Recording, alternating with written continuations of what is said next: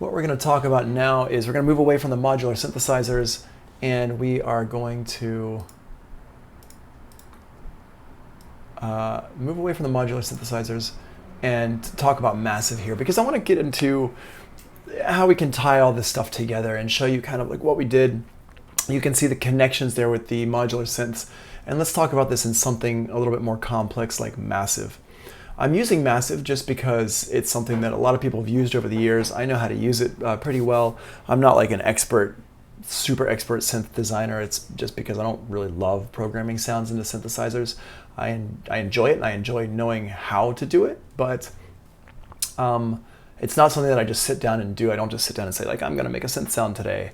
Not usually, but I do know enough to kind of talk about it and teach it and help you to understand it. So if it's something that you want to get into, hopefully you can. So this is massive here, and what I've got going on, let's go ahead and pull up let's make a new sound here. This is the initialized sound. There we go. I've got my keyboard on my right hand. I got my push over here on my left hand. Okay, so what we've got here is what we've talked about yesterday, and let me just pull this up real quick because I think it's really important that we just kind of take a little look at this. We got the oscillator, the filter, and the amplifier. And actually what I'm going to do is I'm going to open up the notes from yesterday, Synth Basics, and show you this here so that we can see a couple things. Let's talk about how this is all. Okay, so here we have the oscillator, the sound goes into the filter, goes into the amplifier, and then we have our LFOs and our envelopes that are separate but are controlling those. And let's see how this lines up with massive. So in massive, all of our oscillators are over here on the left-hand side, oscillator 1, 2, 3, and then we've got our modulation oscillator, and we've got some noise and feedback. If it has a blue light on it next to it, it's on. If it doesn't, it's off. And each one of these has an amplifier. So I can turn it up and down here. So that's its own little mixer that's in here. Then each one of these also feeds into one of our two filters. Filter 1 is up top. Filter 2 is down on the bottom. So if we wanted to go into one of our filters, we can just tell it which filter to go into. And then here, it's saying, is this filter running in serial or parallel?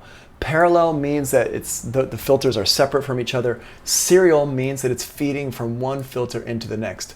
Now, if you have everything is just going into one filter, then it doesn't matter if you're running serial or parallel. But if you have things that are moving into two separate filters, then you do need to pay attention to that right there. So again, the blue light means that it's on. So if I turn this off right here, if I click it, there's no blue light happening. That filter is not being utilized at all, even though our signal is going between filter 1 and filter 2. So if I'm just using one oscillator going into one filter, what I would want to do is I just want to click on this fader here and drag it up so it just is covering the F1. And now everything is going into my filter number 1 here. Now, you can see there's no filter here at all. It just says none. If I click on it, I can pull up these different filter types. So when I turn it on and off, we're not hearing anything happen here with our filter.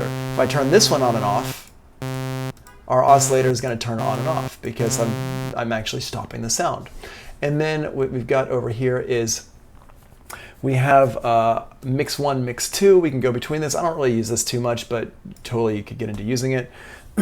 And over here is our amplifier, and our amplifier is just on. It's just, there's no level for the amplifier. There's a pan, so I can make it go left and right, which I'm not gonna do. And our master output is right over here. That's our main output there. There's a bypass thing here, which I've never used that. I've never ever used it actually. So I'm just gonna go ahead and turn it off. I'm gonna turn these effects off. They're actually not on right now. We can see that because it says none here. I'm just gonna turn them off so it doesn't get confusing for us. I need to keep the amplifier on because that's just how it works. And we can see that here it says 4. Well, what that has to do with is it has to do with what our modulation parameters are affecting it. So we have 1, 2, 3, 4 envelopes, and we have 5, 6, 7, 8 LFOs, and these can actually be changed to slightly different things here. So for example, my LFOs, I have different types of settings for the LFO. I can have an LFO, a performer, or a stepper. And I'm going to talk about each one of these things in just a minute. But basically, you have 4 envelopes and you have 4 LFOs. The main difference between these things, between the green section, the blue section here, is the envelopes trigger and play through something, and then when you release it, it stops playing through it. The LFOs loop things, okay? So if you're using the LFO or the performer or the stepper, these are all loop-based items in here that are kind of more for rhythmical type of things. So that's the big difference between those. Now let's go ahead and go back to our oscillator over here. You can see we've got our, like I said, we've got 3 oscillators here. And these oscillators, Massive is a wavetable synthesizer. It's one of the first wavetable synthesizers that was on the market that was kind of widely used. It's not the first wavetable synthesizer. The very first, well, it's not exactly fair to call it a wavetable synthesizer, but the Korg, I think it was the O1W, was kind of a wavetable synthesizer, although it had like a little joystick in it where you could kind of morph between the waveforms, but it wasn't, from what I understand, when articles that I've read about it, that it wasn't actually like a true wavetable synthesizer like what we have these days. It was kind of more just kind of mixing between different sounds that you had set up. But the result was a wavetable type of sound. And again, I could be wrong about that because I was quite, not young, but I was quite new to everything when the O1W came out. I mean, I was pretty young. I was like, what, 16, 15 or 16 or something. But I never owned one myself. I just kind of played with it in shops and I thought it sounded cool, but it wasn't something that I felt like I needed to buy at the time. So what we have nowadays, though, with Massive, and like I said, Massive's been out for like, I don't know, 12 years or more. I don't remember the exact year that it came out, but it's been out for a while. And it was the first real wavetable synthesizer. And the way we choose our waveforms in Massive is you click on this little area right here, you click on it, and now we have all these different types of waves that we can choose from. Now, Massive doesn't allow you to see your waveforms like the more modern ones do, but it's still, you can hear what's happening. So if I go over here to a, this is a virtual analog, I guess that's what the V stands for, but it's basically recreating analog sounds. So here's a sawtooth, and I can click down like this, and it goes to, it adjusts my pulse width here. So you can hear how it kind of disappears. And over here, if I, here we go. If I move this pulse width knob, there we go. It's okay, it's like disappearing there. Yeah, which is what what is it? I forget which synth it is. I used to own it. My mind just went blank. Dave Smith, not the Prophet series, the OB6 series. If you adjust the pulse width on there, it actually disappears. So if I'm messing with this parameter here, see how it kind of disappears. Let's see, do I have a oscillator reader in here? Let's see. I used to. Kilohertz, no, that's a different thing. Aosis, no. I used to have in here, I don't know if I ever reinstalled it or not, where you could see my waveform, but I don't think I have it anymore. I think I got rid of it. Oscilloscope, let's see. No, nothing. I don't have it. Mexoscope. One of my favorites was this one called Mexoscope. I love that one, but it was freeware, and I don't know if they ever updated it. I'll have to check it out and see, because it's a really fun one actually. I like the colors on it too. It's like orange and beige. So anyway, so I have this here, and you can hear what the waveform is doing. I'm not able to show it to you, but we can hear what it's doing. And if I click on this one over here, you can hear how it's adjusting between them, but you can't hear it very much with this sound. This sound's a little bit hard to hear. So if I go to the next one, click to the right, and here we have the sync one here, saw sync. Here you can hear a little bit better, and I click on this over here. Let's go over here, hear what it sounds like. Here we go, it's going between a pulse and a sawtooth. And you can hear the difference there. It's like a square wave and a sawtooth wave there. If I go in here and click on this, we can go to our basic sounds here. And this one will here be between a square and a sawtooth wave. Very similar to what we were just doing, but let's turn up our intensity a bit. Okay, and we adjust this. There we go. Now you can hear that the intensity knob, what it did was it kind of made it kind of took some of the harmonics off, right? And I guess that's what this one's doing in this case. The intensity knob, this knob changes a little bit depending on what the wave shape that you're using is. So you might want to keep that in mind there. Now, one thing I do want to talk about before we continue on is I keep having to click on these different knobs here, and if you're looking at my push screen down in the corner, you can see the kind of that these are changing. If I bring up my push so it's nice and big here, let me just make sure that that is showing you what I think it's showing you. Yes. So here's my push, and if I adjust this here, when I click on different things, it actually changes what's happening, and you can see on my screen here it changes this. But what if I wanted to make it so the push always shows those particular parameters? Well, let's go ahead and make it so that happens like that. What I'm going to do is I'm just going to add in these parameters. And this is an Ableton Live thing, what I'm about to do. And this is one of the reasons why I use Ableton Live instead of like Logic or Pro Tools. One of the reasons why I make beats with Ableton Live, why I like making beats with Ableton Live. Down here in the lower left-hand side, if I click on this little triangle here, it has this button up here that says configure. Well, what this means is that I can configure any parameter inside of my synthesizer to work inside of Ableton Live just naturally. So I click on the configure button and I click on whatever it is that I want to add in.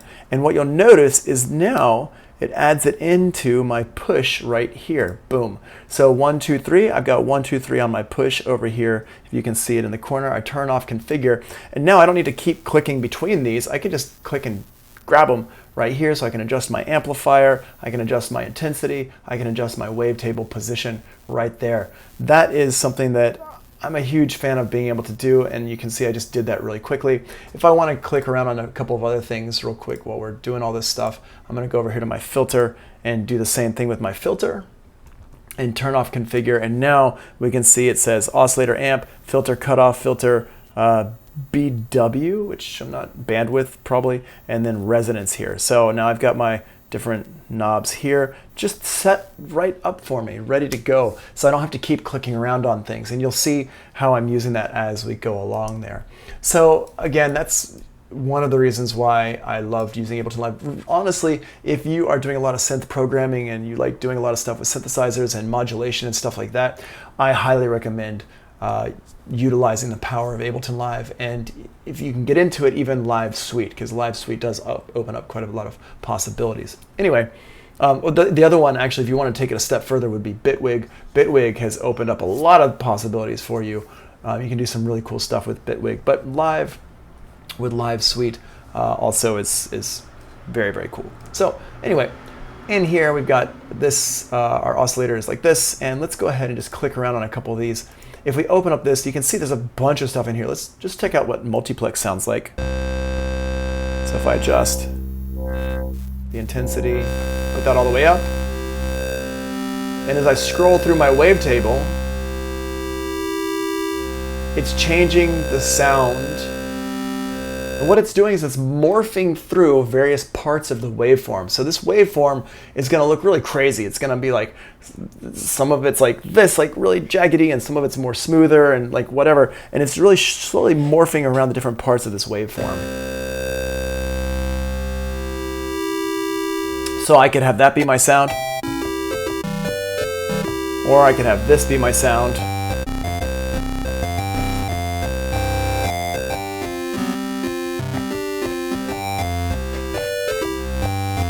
Can have, you know, different things. I could dial it back a little bit like that. So you can hear how much you can change the sound just within the one wavetable. And like I said, Massive does not allow you to pull your own wavetables in, but other synthesizers do.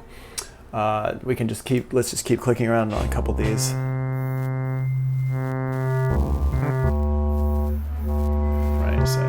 that there.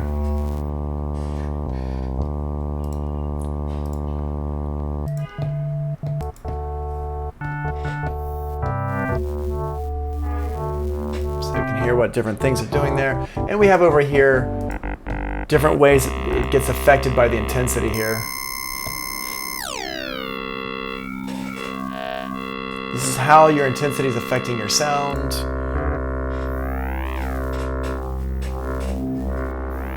Right, so I'm just going to put it back on spectrum, which is the default setting there. Go through to the analog electric sounds and get in here to like drone. And as you get into some of these, you might recognize, if you listen to bass music or dubstep or whatever, if you listen to a lot of it, you'll recognize sounds from in here just because a lot of the producers used Massive back in the day. Before Serum came out, Massive was really the one to use. And then Serum kind of took over. Serum's very similar, except with Serum, you can actually drag and drop your own samples into it and create your own sounds. This one.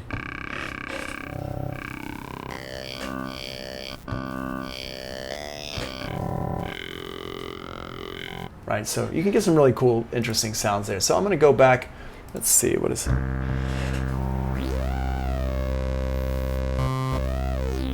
Let's use this sound as a starting point.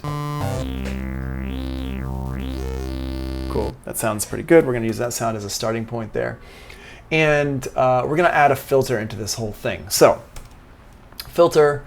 Let's put this on a, you can see we've got different types of filters in here, low pass, 4 and 2. These are the slopes. So 4 would be a quite steep slope, like 24 dB. And then low pass 2 would be like a 12 dB or a 6 dB slope. Then we got high pass as well, all pass, which is, I don't know what that is. Double notch, which is a notch, band pass, which is just the kind of middle section there, band reject, which is probably similar to a notch. Scream, daft, these two are both low pass filters as well. And then comb, and then acid here. Daft is a really nice classic type of one. There we go.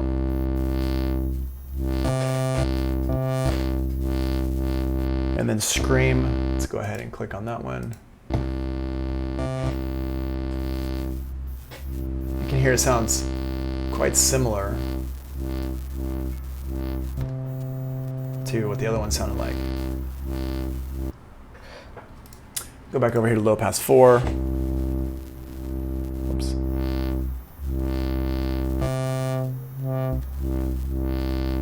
Okay, so you can go through these and check out different ones. You know, but different ones sound slightly differently. I'm going to put it back over here on Daft. And now let's talk about these envelopes and LFOs here. Let's kind of make this normal sound a little bit more interesting. Let's come back over here. So see this 4 here, and we started talking about this earlier. The 4 represents this one here. So what it means basically is that your amp envelope is number 4 by default. Remember, this is our default sound that we started off with. Every sound could be a little bit different if the programmer wants to program it differently. So you do have to pay attention to that. But basically, number 4 here is our amp envelope. And so what we're going to do is we're going to go down here and let's take a look at this envelope. And so this envelope is nice because it's something that we can see, and you can see what you're doing with your envelope sound. It's a little bit weird the way they have these, the way it kind of, they draw it out on here. You got to get used to it. But basically, you have your attack, your decay, and your release. And the sustain is your sustain level right here. This part over here has to do with some kind of looping and morphing, like making it loop around itself, which I never really use. Like I said, I'm not like a super in-depth programmer of this stuff. So the way I look at it is I've got my attack here, and then I've got my decay level is basically my sustain level. There's nothing on here that says sustain, so you have to be prepared for that. But that's what this is. This level here is basically our sustain. So let's go ahead and get our filter cut off here. Okay, so we have that sound there. And if I wanted it to have a long release, I turn that up.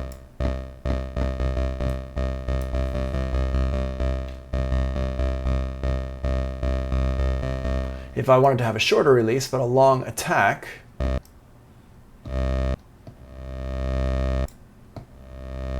or if I wanted to have both,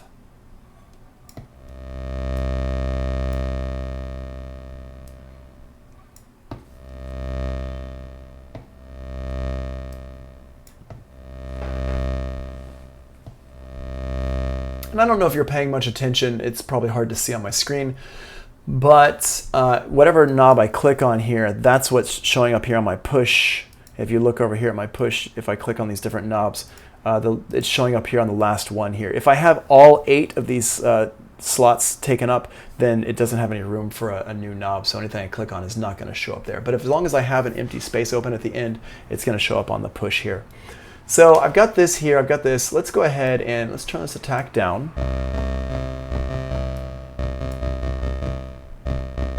Let's turn our level down as well. And what I'm going to do is I'm going to set my decay and my release about the same, and I'm going to turn the level down like this.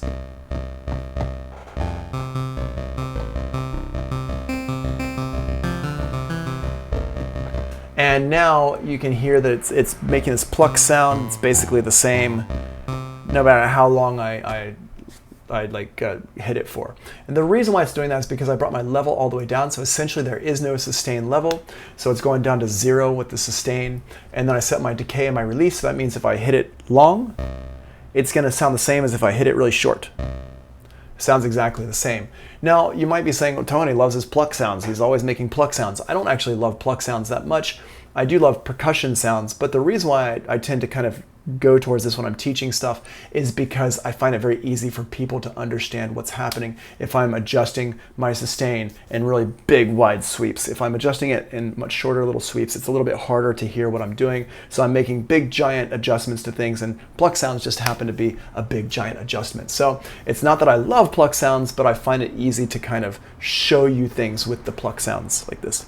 So let's go ahead and add in our filter into this. So what I'm going to do is I'm going to go up here to my filter up here, and I'm going to adjust this filter down. Let's listen to the sound. There we go. So there's my filter.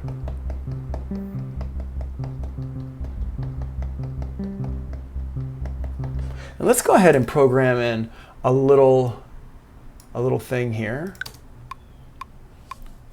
And let's just do this. Okay.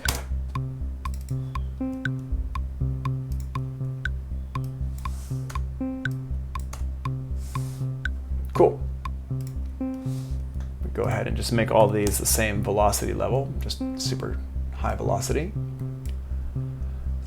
Okay, so we have this little keyboard part going on here. And let's add in an envelope to the filter here. Let's go ahead and start adding some other envelopes into this mix to make adjustments. And the way you do that with Massive is we go over here to our envelope, whichever one you want to use, and you click on the arrow and you just put it where you want it to be. I'm not holding my hands, I'm not clicking on the mouse or anything like that. I've just let go. All you do is you just literally just click the arrow, whichever one you want to use, and you just put it where you want it to be by clicking that box. Now, I have this envelope here. I'm going to make some adjustments on this envelope. We're going to make it look like the other one, number 4 here, but we're going to make it a little bit shorter just to kind of keep that pluck sound short. Here we go, like that. And I'm going to go up here and I'm going to turn this up by clicking and dragging up. You hear how that's, notice how that's changing the sound quite a bit already.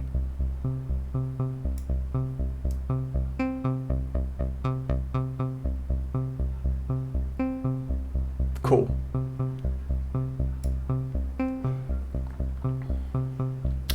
And there we go. Now let's go ahead and add in some variations to our wavetable position here. And let's do that using an LFO. So I'm going to go over here to number 5. I changed that to a stepper earlier. And we're going to go ahead and click on LFO here in the corner. And I'm going to make it so this LFO just controls where in the wave table position we are. So I click on the arrow and I drag it over here.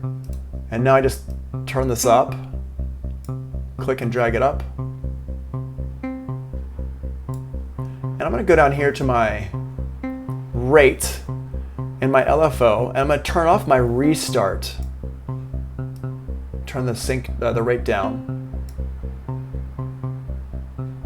Now what that does, what the restart button does, is it means that every time I hit a key, it's going to restart it. Remember, when you hit a key, it sends a note on message. That's basically like you've got the gate, you're opening the gate and you're closing the gate. Well, every time I send that note on message, it's going to restart. That's what the restart button says. That's what it does, rather. So we want to turn that off because I want this thing to kind of morph slowly as the sound plays. I don't want it to be locked into every time I hit the key, because I'm hitting the key pretty quickly here.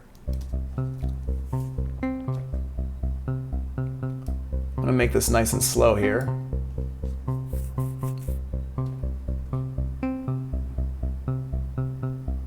And you can hear how that's changing over time. Now, let's say I want to sync it into my into the rhythm of my song. So every 1 bar, every 2 bars, it's back in the beginning again.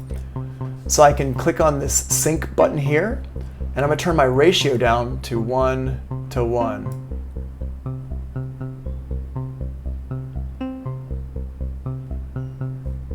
Right? And you can hear that over 1 bar, it's doing it 1 time. That's what this means here. The top number is 1 bar, and the bottom number is how many loops it's doing in 1 bar. So this ratio is 1 to 1, means every 1 bar is doing 1 loop through. So let's do every 2 bars, it's doing 1 loop through, and let's change this curve here.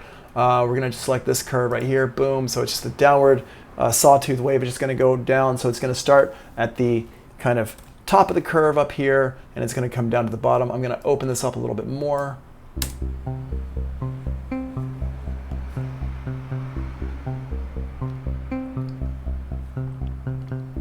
And now you can hear it's looping over 2 bars, because the reason why I set it for 2 bars is because my loop is a 2-bar loop.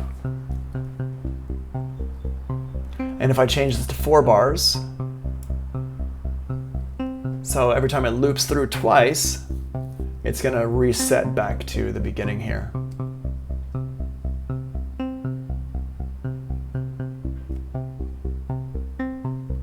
Pretty cool stuff, right? Let's change that back to 2 bars. Now, you see this little button here, I can click and drag this around.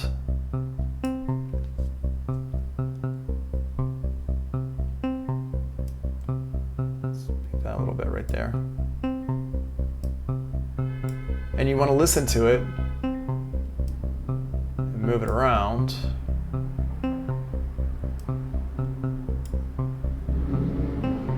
There we go. That sounds good. And you got to make sure that's like matches up with, or I mean, make sure it just sounds how you want it to sound. It doesn't, I'm not trying to tell you have to match it up or anything like that. Just got to sound like you want it to sound. Let's go over here to our curve, select here. We can have different types of curves here, you can see.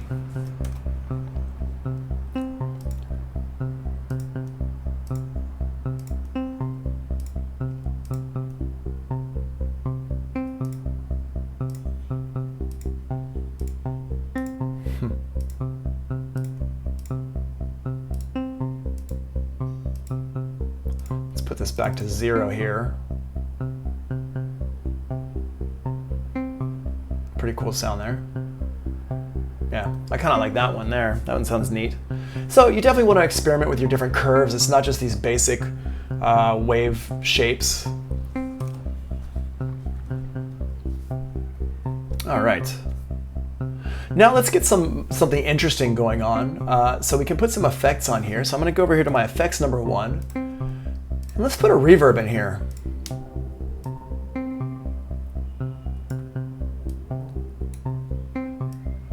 Adjust the size.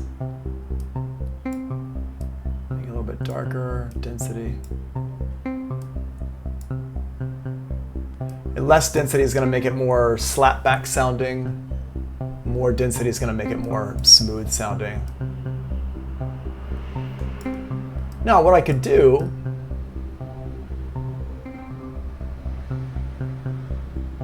is have it adjust dry wet and kind of do this rhythmical thing with my dry wet here, which can sound pretty cool, I think. We're going to do that with using one of these other loopers here. Let's use the performer. Let's take a look at this. If I have this, turn off restart, there we go. And we want this to sync up to our beat. And you can see how it's going through 16 steps. We don't want it to go through 16 steps. Let's go through 8 notes. No, let's actually do quarter notes.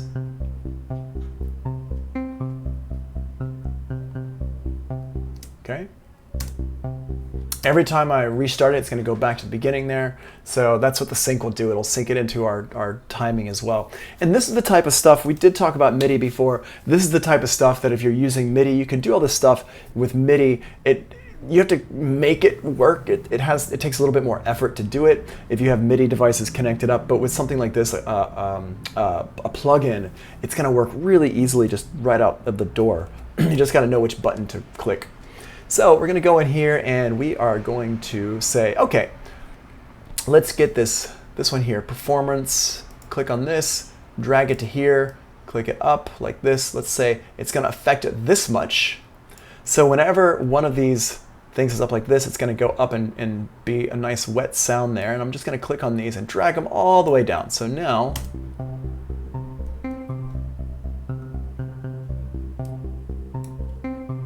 let's make this. I'm going to turn this all the way down here.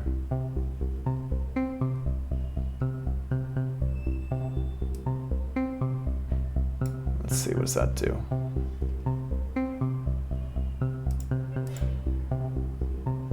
Yeah, there we go.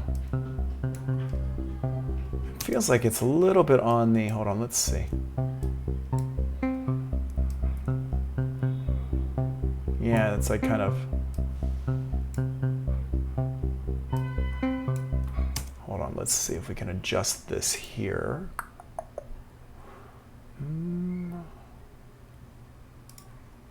It's not exactly, it's like when I amplify it like this, it's a little bit more than what I want it to be. There we go, that's better. Yeah, cool. So what I can do here now is we've got these, I can put this in and let's actually make this a little bit faster. Yeah.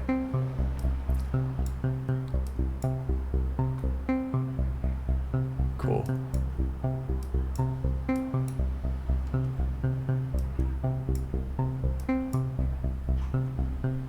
Cool. All right. So this is pretty cool, but let's load in some different curves into this because this is just like spiking it up and coming down again. Let's go ahead and load in different curves. If I click on the load curve button, we can go over here, we can put this in.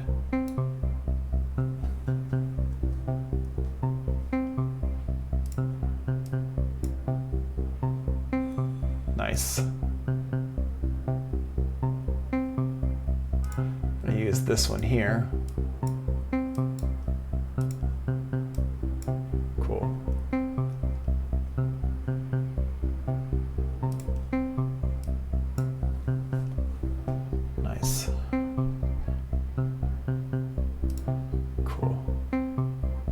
Let's use a spikier one on this one here.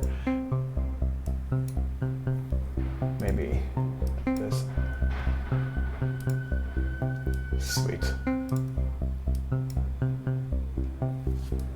Okay, cool.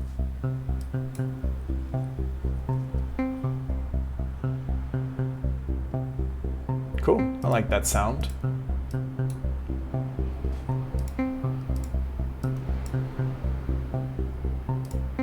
So you can hear this cool little rhythmic thing that we've got going on here. Sounds really nice.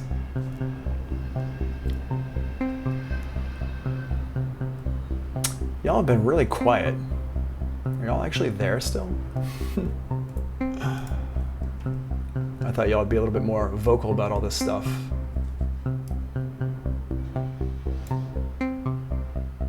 Cool.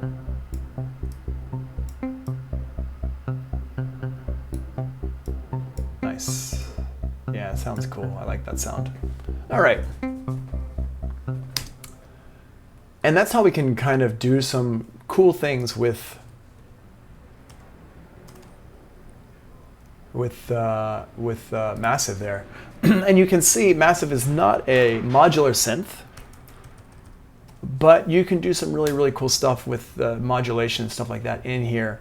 And it's neat. You can get in and do some neat stuff without having to go too crazy.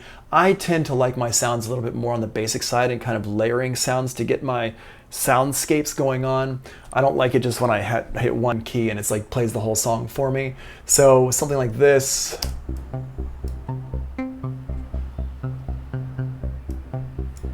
Something like this is more how I like to work. And then, like Half Alive. Oh, sorry to hear that. But at least you're there. I just wonder where everybody was. Y'all are being so quiet. So basically, it's like I like to have more pieces like this kind of in there, and being a little bit more on the basic side. So I don't set up these giant things, but you can set up really crazy sounds in Massive if you've gone through the browser. In Massive, I click on browser over here. I'm not going to save this. Actually, let's save the sound. So the way I would save a sound in Massive is you just go over here and you go to File, go to Save As, and we'll call this one, let's put this into our,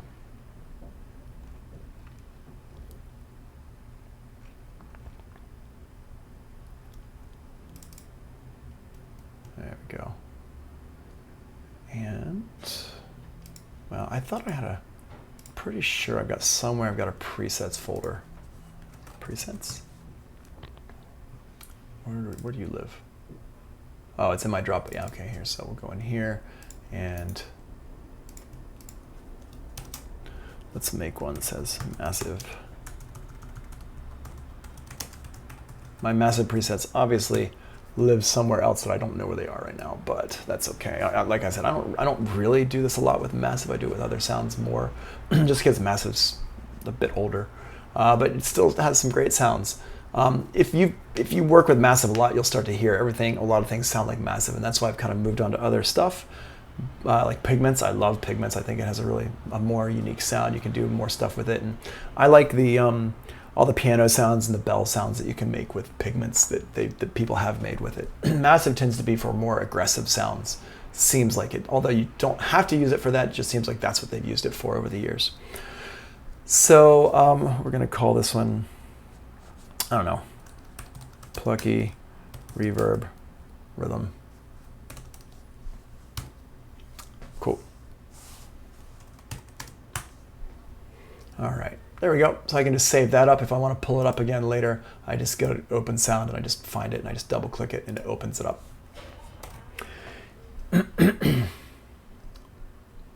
Oh, AJ, I'm sorry to hear that.